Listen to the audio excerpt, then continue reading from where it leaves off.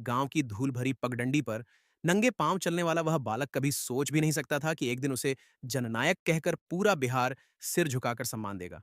कर्पूरी ठाकुर का बचपन गरीबी और अभाव में बीता। पिता नाई का काम करते थे और घर चलाने के लिए रोज की मेहनत जरूरी थी। लेकिन कर्पूरी बचपन से ही जानते थे कि गरीबी इंसान की सोच को नहीं बांध सकती। पढ़ाई में वह होशियार थे। पुराने फटे कपड़ों में भी जब वह स्कूल जाते तो उनकी आंखों में बड़ा सपना चमकता। मैं सिर्फ अपने लिए नहीं बल्कि अपने जैसे गरीब मजदूर और वंचित लोगों की जिंदगी बदलूंगा। स्वतंत्रता संग्राम में कूद पड़े उस नौजवान कर्पूरी ठाकुर को जेल की सलाखें भी रोक नहीं सकीं। जेल की अंधेरी कोठरी में उन्होंने यह संकल्प लिया कि जब आजादी मिलेगी तो वे सच्चे अर्थों में गरीबों और पिछड़ों को उनका हक दिलाएंगे। आजादी के बाद राजनीति में कदम रखते ही वे जनता के बीच अपने आदमी कहलाए। सत्ता की कुर्सी मिली, मगर वह कुर्सी उनके लिए आराम का साधन नहीं, बल्कि जनता की सेवा का माध्यम थी। मुख्यमंत्री बनने के बाद उन्होंने सबसे पहला काम किया गरीबों और पिछड़ों के बच्चों के लिए शिक्षा व नौकरी में आरक्षण लागू करना।